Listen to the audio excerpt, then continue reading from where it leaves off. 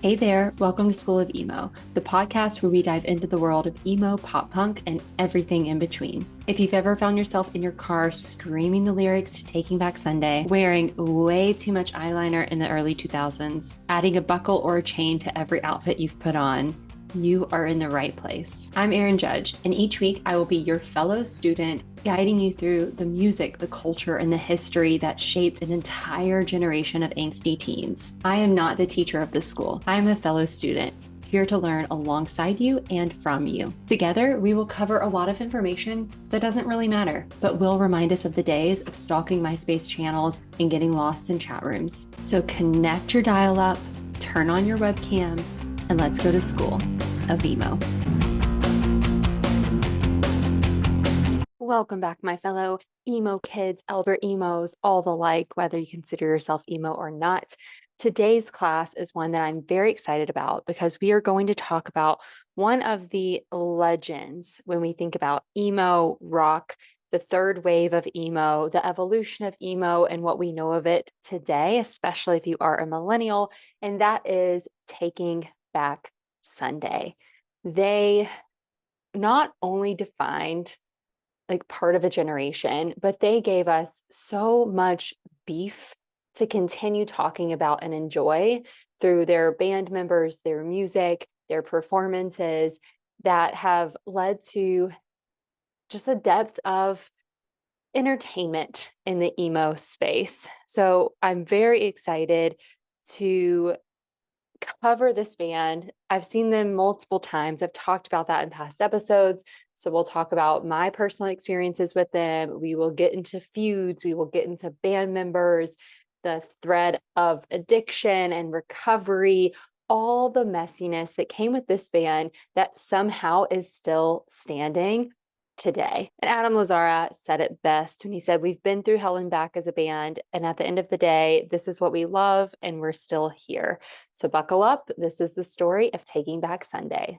So like many bands in the late 90s, this band formed in 1999 in Long Island. So they are one of our East Coast bands. And the feud of Long Island really started with the early days of this band, started by Eddie Reyes, who was on guitar, and then Jesse Lacey at that time, who was on bass as well as vocals. Very early on, they began to add some members to the band. And so we had John Nolan, who was on guitar and vocals as well, very close friends with Jesse Lacey as well as Eddie Reyes. And then Mark O'Connell, who was on drums. And then not very long after the band started, we actually had Jesse Lacey leave and was replaced by Sean Cooper. We will get into that a bit later of why he left. We have Sean Cooper, who was on bass. And then they had Adam Lazzara kind of come into the mix to replace Lacey on bass originally, but then move into vocals. And then that's where Sean Cooper kind of moved into bass. So the early founding members truly were Eddie, Jesse, then we had Nolan and Mark O'Connell, and then we had Jesse gone, Adam Lazzara in, Sean Cooper in, and then that all kind of switched and rearranged throughout the rest of the history. But we could consider that kind of the founding leading members to start. So when it came to Adam Lazzara, who now is kind of the face of Taking Back Sunday, he is the front man currently. In the early days, whenever he joined the band, he was not supposed to be the singer. So the band had already started. John Nolan was singing. Jesse Lacey had sung a bit. Well, Jesse left. Bass and side vocals were open. Adam saw one of their shows, kind of made his way into the band.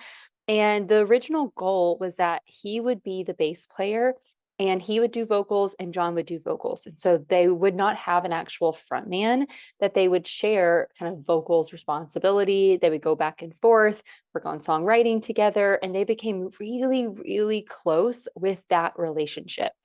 However, within like the first set of shows that they began to play, they recall how, fans and critics and alike would talk about kind of the monkey on the bass and talk about the stage presence and kind of the dynamic performance, if you will, of Adam on bass. And his vocals were a bit more unique. They stood out.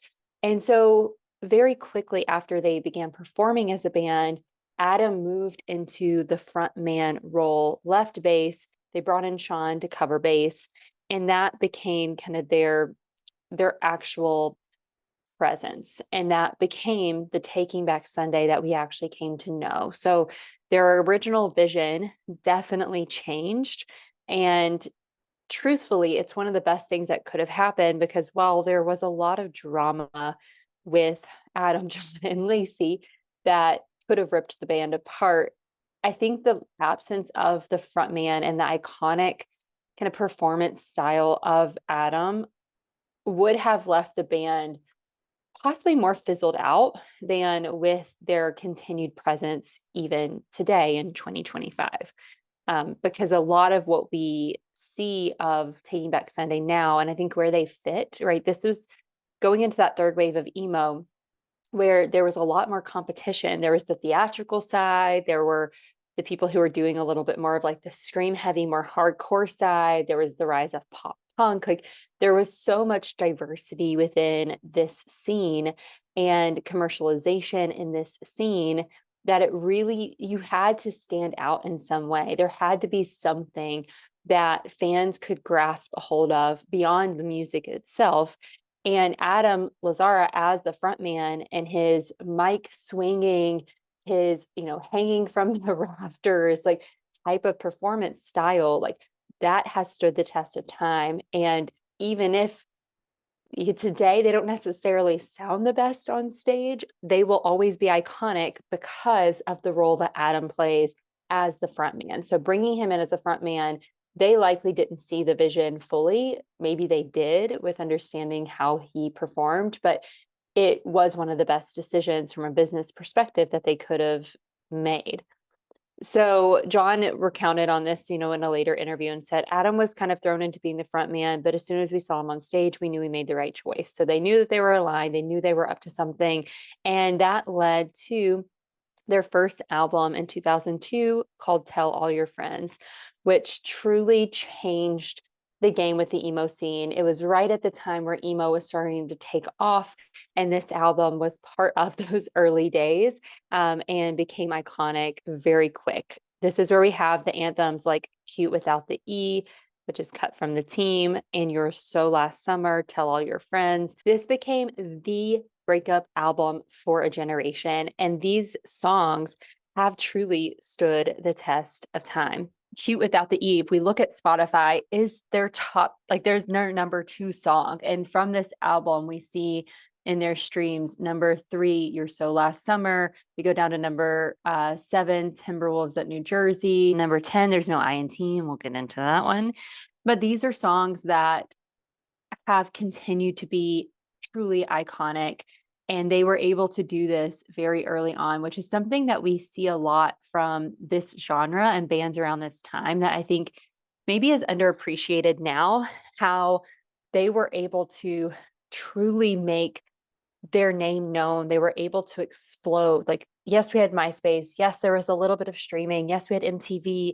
Yes, we had Warped Tour. Like those things definitely helped with this wave of emo, but the bands themselves had to produce something that fans could connect to. And this was an album that fans quickly gravitated towards, and it became that kind of angsty teen breakup, heartbreak, album that we listened to. So looking at Cute Without the E, just to give a little perspective of what we were hearing. Iconic. Your lipstick is colored up by the angel. I know exactly what goes on.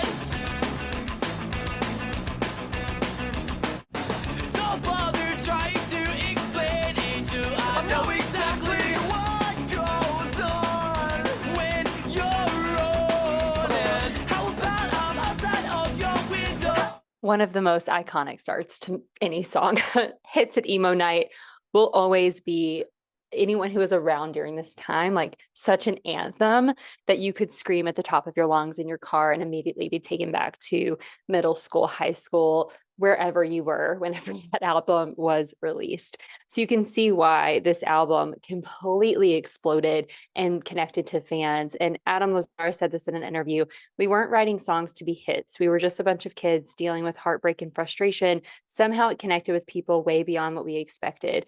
And so that led to this kind of massive success that they saw right away. This young band, as we'll see in a moment, already fueled by drama, by disconnect within the band members, all of the kind of feuds and tensions that would then kind of disrupt the band moving forward. But they were seeing massive success. Fans were connected, and that threw them into kind of stardom within this scene. So getting to the tension, we're going to get into the feud with Brand New and Jesse Lacey a bit later, but as a precursor to that, Jesse left the band very quickly. And while he and John were very close friends, they remained very close friends. John wrote many songs about Jesse, as we see in this album and even in his own project. That feud was the beginning of like tension within band members. John then became really close to Adam. And during all of this time, John and Adam now had a feud. So Adam was dating John's sister. He cheated on John's sister. They like completely separated from each other. And John and then Sean as well, the bassist, technically replaced Lacey ultimately, but replaced Adam when Adam became frontman. They both left the band in 2003. And from a Kerrang interview, John and Sean both kind of recounted this experience and why they had left. John said, there are many reasons why I left. One thing is that the band got very successful very quickly, and I think we were already a volatile bunch. There was always fighting and drama and stuff within the group, and once we started to get successful, I think everybody in the band started to feel like they weren't getting enough credit for the success of the band, that someone else was always getting the attention. And a lot of the first album for me was about connecting with Adam. We had become really close working on that album, and a big part of it was our connection to each other. By the time I was thinking about leaving, we really were not friends anymore. We were just in a band together, but not friends. And I didn't want to make a record like that. Plus, we were touring constantly. And I think Sean and I felt we needed to slow down, and the other guys were the opposite. By the time Sean and I started Stray Light Run, the project they then went on to do after they left, Mark was the only person in the band that we had any contact with, really. In a lot of ways, I tried to block it all out.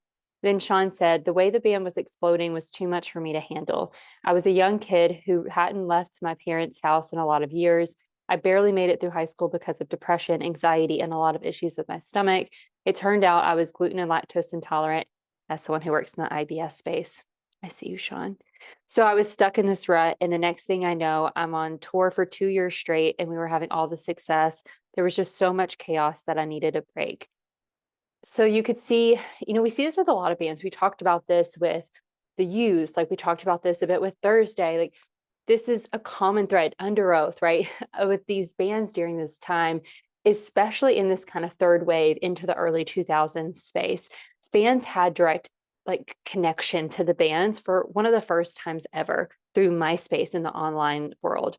TV offered a new opportunity for music videos and streaming and like success in that way. Radio was exploding. Warped Tour was happening. Tours as a whole were just like at a different level, right?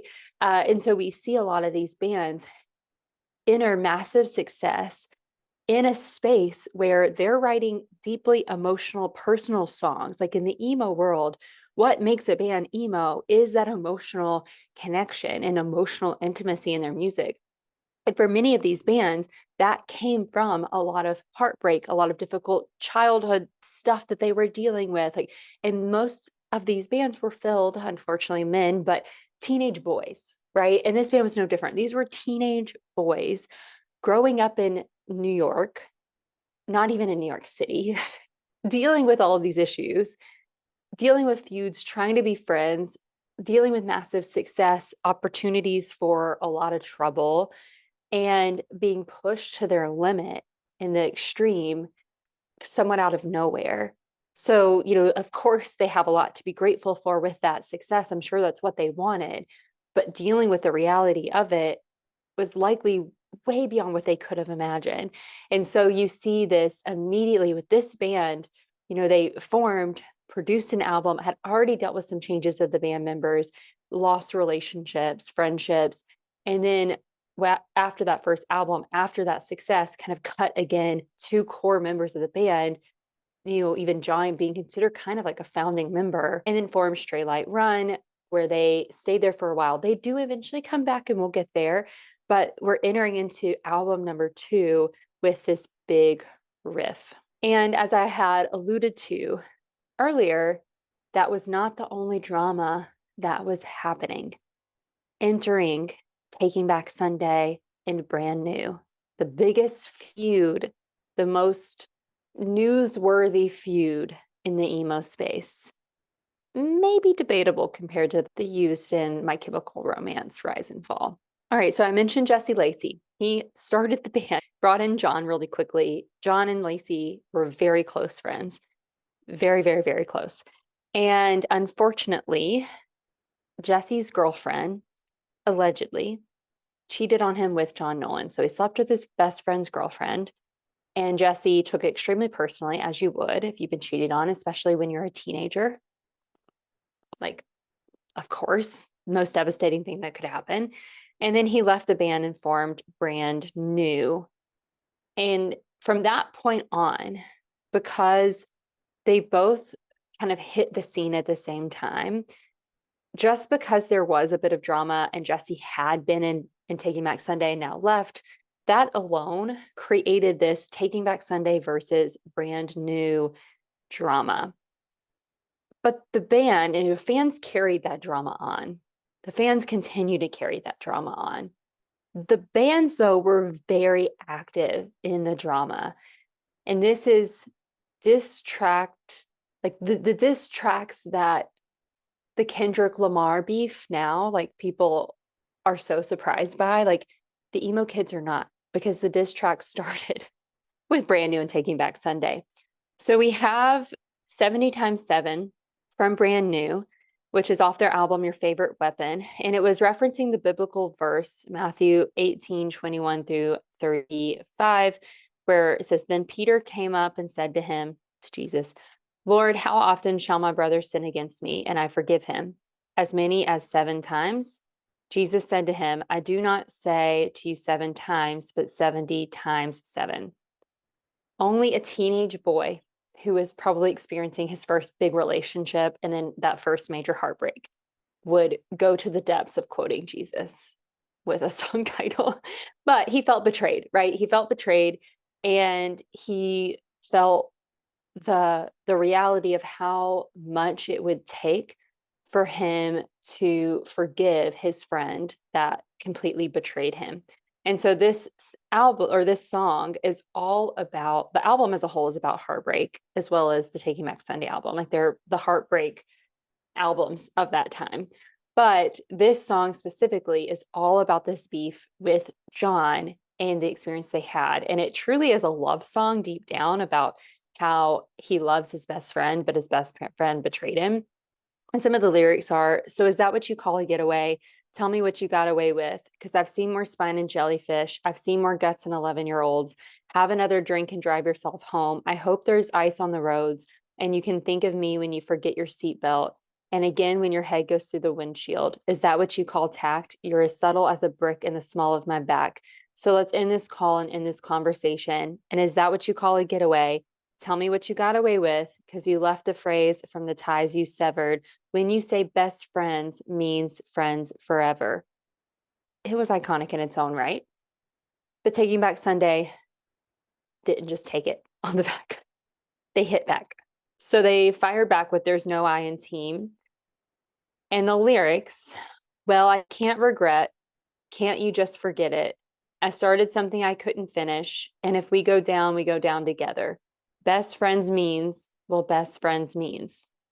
Referencing that line, but not finishing that line.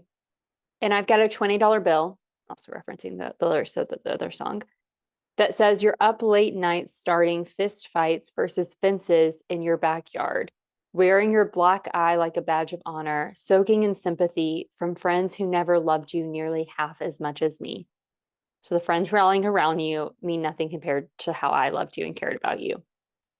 Could have said sorry because he was in the wrong, like John was in the wrong, but here we go.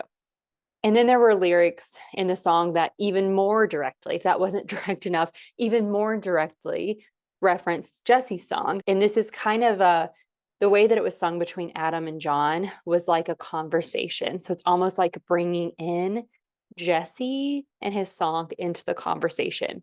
So is this what you call tact? I won't lie. You're about as subtle as a brick in the small of your back.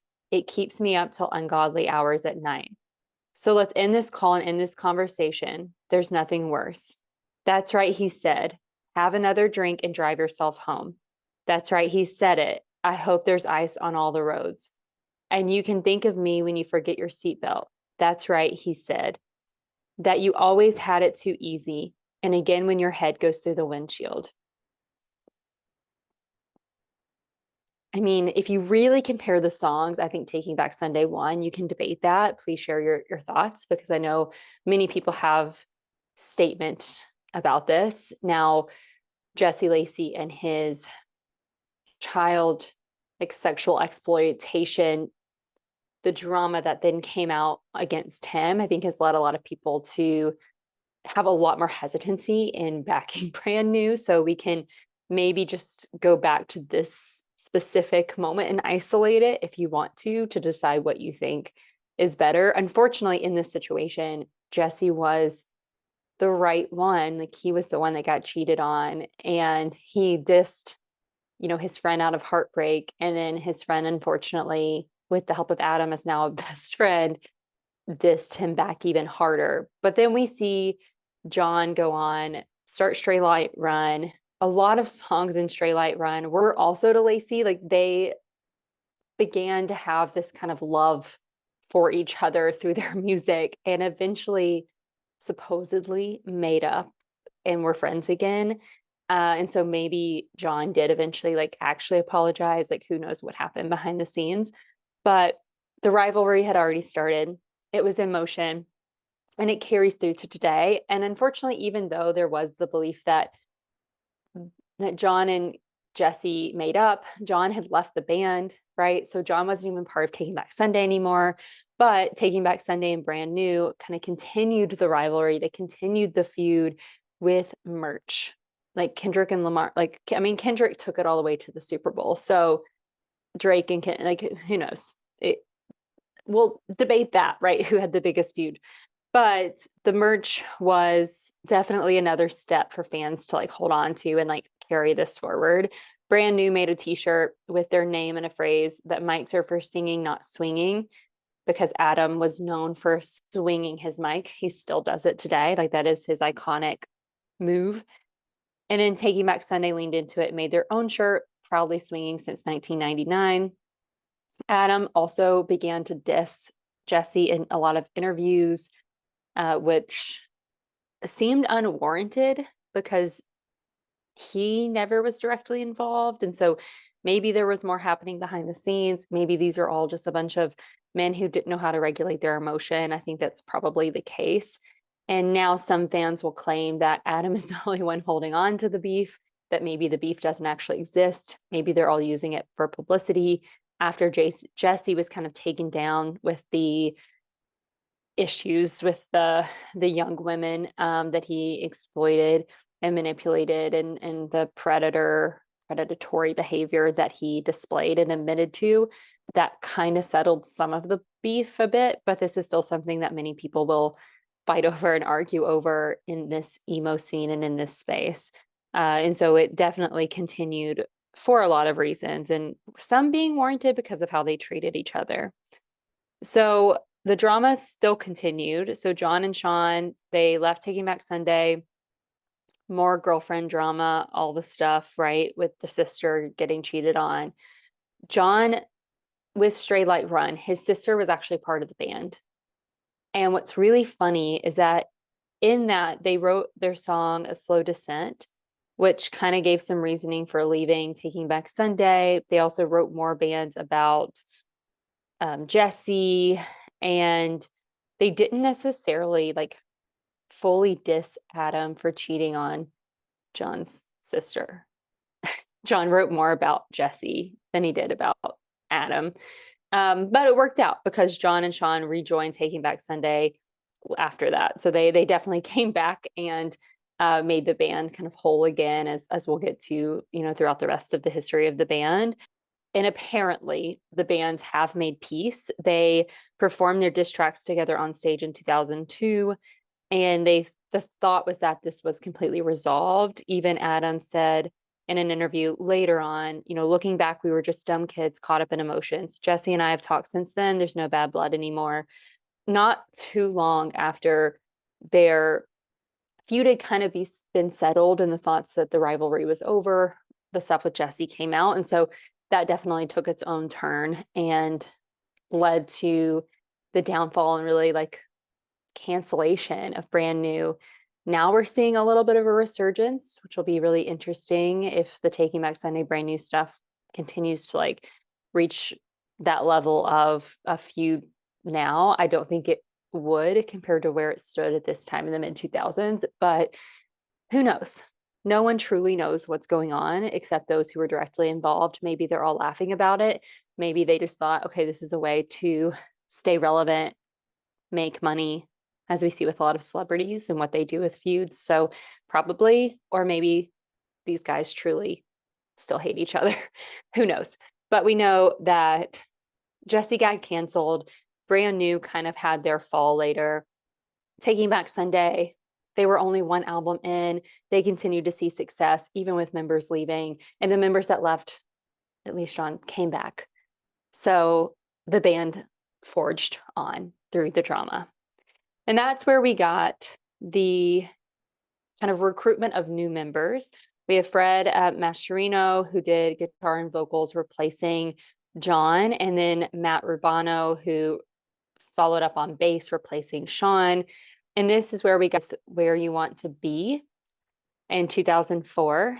And then we got Louder Now in 2006, which was signed under Warner Brothers and led to A Decade Under the Influence and Make Damn Sure, which are some of the biggest songs that the band has. Make Damn Sure is still their #1 streaming song. So let's see how the band evolved as we moved into 2004. And we have the album Where You Want to Be, which gave us this hit.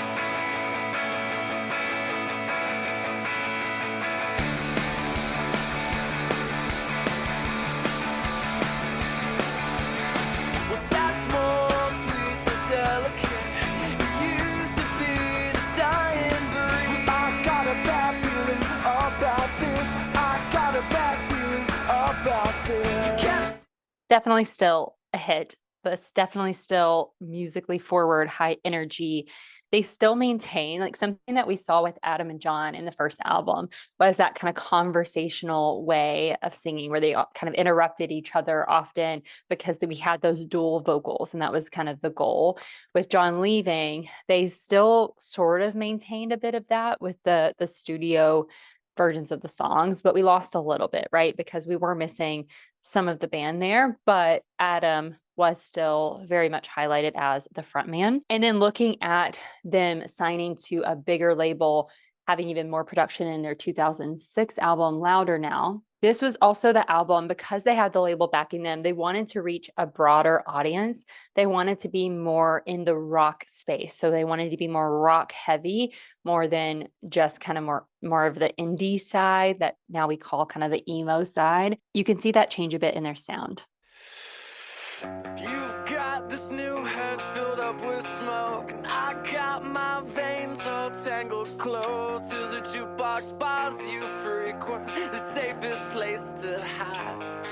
A long night spent with your most obvious weakness, you start shaking at the thought. You are everything I want, 'cause you are everything I'm not.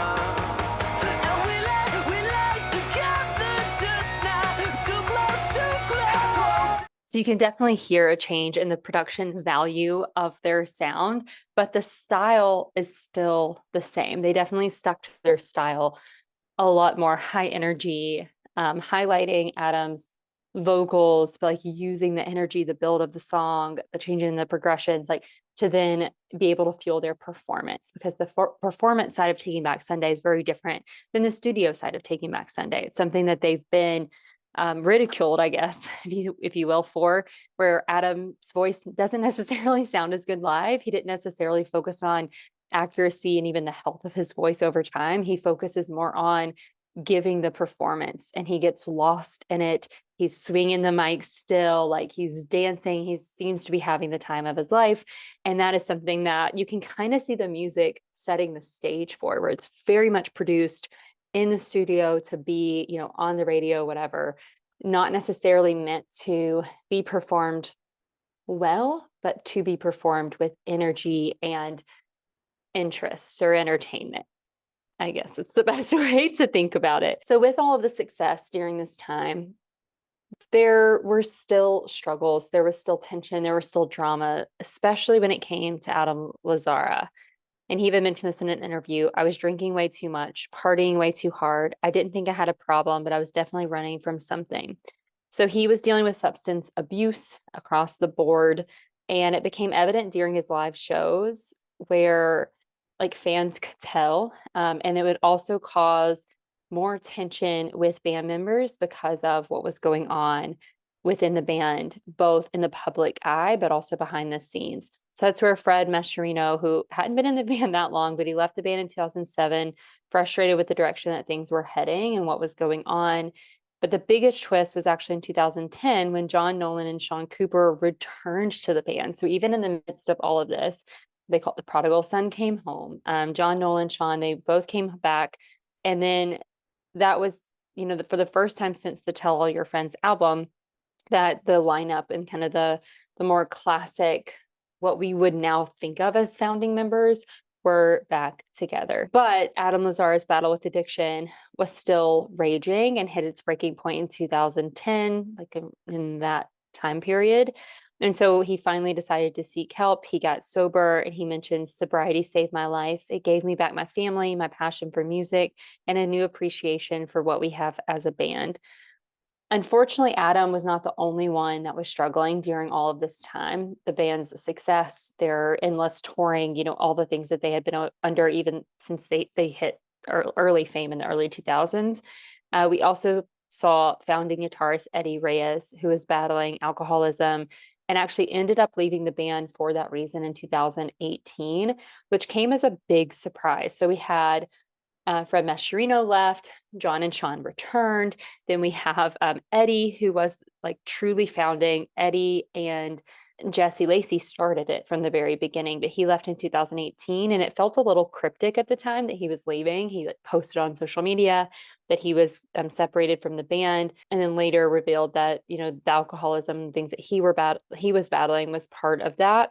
The drummer, Mark O'Connell, he also left in 2024, so more recently, and he cited that he was needing to focus on his own sobriety, but didn't necessarily feel support from the band that he needed for that, whether that be, there's no clear picture of whether that be just staying sober, like maybe members of the band weren't, even though many of them had sought sobriety themselves, or are supposedly sober themselves.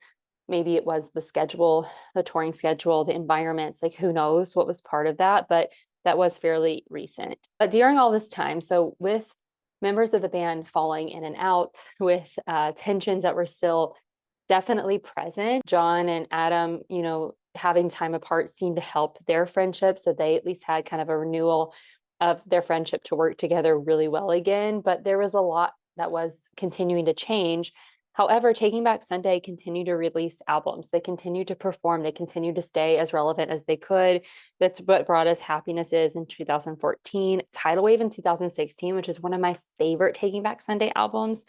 And the one that I saw, I mentioned this in a past episode, but I saw the Tidal Wave release show here in Nashville. They played a small venue called Exodus in 2016. It was right before I met my husband, which I find interesting. So I can remember it so well. They'd released the album. I was obsessed with it. And they did a performance fully through the album at this small venue. I was front row. It was incredible. And I've seen them perform since then. Sad Summer, 2 to 3 years ago, whenever that was. I saw them for a little bit of their set at When We Were Young in 2024.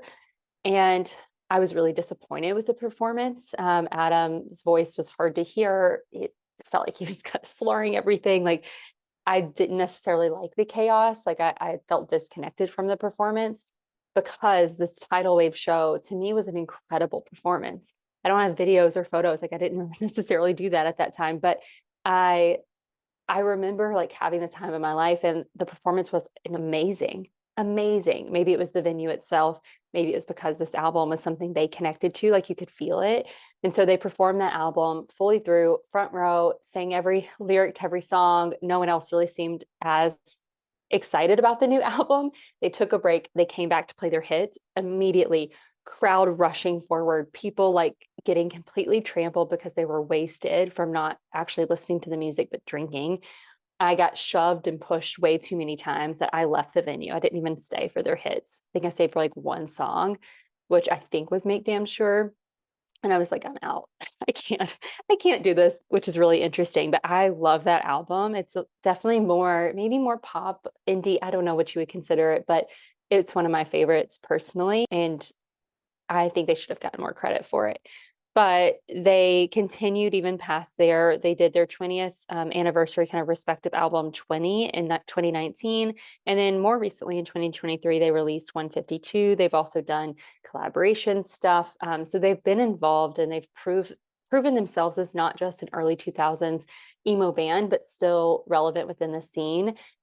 Unfortunately, like many bands of this time, the fans have stayed in the early 2000s. So if you look at their top songs beyond like a more recent collaboration song they've done, their top songs, their top stream songs are still the hits. They're still performing mostly the hits. So if you see them live at Sad Summer, when we were young, they did an album all the way through, but at Sad Summer, even it was just the hits that didn't include Tidal Wave or any of the other albums because that's what the fans want. And unfortunately, I think that's true for a lot of bands in the scene that we've covered and talked about. I don't know, trying to look through more recent interviews, I don't see a lot where they're talking about that. So I don't know how the band members feel if they would love to be more kind of creative and explore things outside of those hits and what they were, or if they love that and they'll continue that. And that's the performance that they give. Like it's not really clear, but they have been touring kind of nonstop since then and have proven that they can have an influence on the genre and the scene even today, that they can stay relevant, that they can stay in it, which is a feat in and of itself that many bands can't do. Brand New couldn't do it. Thursday sort of did it, but they had to have a revival. They couldn't really do it. My Chemical Romance, did they do it? Not really. They didn't really stay together, right?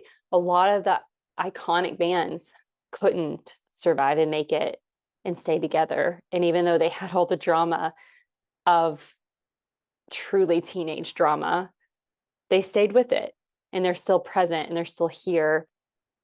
And they've had a lot of resurrection in their kind of band and in their own, I guess, experience in the space, which is something, whether you like them or not, worthy of respect. And Adam Lazzara says it best: we'll keep doing this as long as people want to hear it. And honestly, I don't see that stopping anytime soon. And that does kind of beg the question, though, like, is Taking Back Sunday emo? This is the most debated question for any of these bands in the 2000s and that third wave emo, which I know many people will say doesn't even exist. I disagree. Go back to Origins of Emo episode for my thoughts on that. But from an online interview with Adam, he had a really good, I guess, perspective on where they fit within the emo genre and emo as a title. He said, it's weird because emo was once a term we used to make fun of friends who were acting overly dramatic and stuff. So for a while, I was like, don't call us emo. It made me angry for a while. And Lazzara got philosophical about it and said, I started explaining it away in interviews, saying things like, people are just animals. We hang around in packs. We need to belong to something. But in order to belong to something, it has to have a name. So emo's that name for lots of people. I think that's a really good way of describing what emo actually is, what the emo scene and culture actually is. It's always meant to be a way to be inclusive, bring people together, and help people feel like they're included in something based around some commonality. That commonality being, that emotional release and connection that we get through music and bands who were a little outside of the norm at that time. And we're able to, I guess, provide both the space of like emotional vulnerability and intimacy with a bit of rage and angst and energy that we all needed. I think that's what we see in the bands that we love and we consider to be emo now. So I think that's really interesting. And I agree with Adam in that. And that is how we will conclude today's episode. I know many in our space may have a lot of opinions or thoughts on Taking Back Sunday, the feuds we mentioned, the songs, their influence, who they are today, whether you are still giving respect where it is due for their influence over time, or if you are out because of the way that the performances sound today. Wherever you fit, I'm interested. I want to hear your thoughts. This is a space to share it. So comment, leave a review, leave nice stars as you share your review. That would be appreciated. Find us on social media, Instagram, all of the things. And if you want to come on the show, if you want to share your experiences with bands, if you want to share history and lore that you are obsessed about, if you feel like there's a band that's not talked about enough that you want to talk about, if you want to go into Warped Tour days and those experiences, please email me. I would love to have you on. This is a space for all of us to share, not just for me, because I, again, am your fellow student. I'm not the teacher here. There is no teacher here. And so if you want to come on, find the email on the show notes and reach out. Until then, until our next class, until we meet again, keep screaming your hearts out, keep letting your hearts bleed, and I'll see you soon.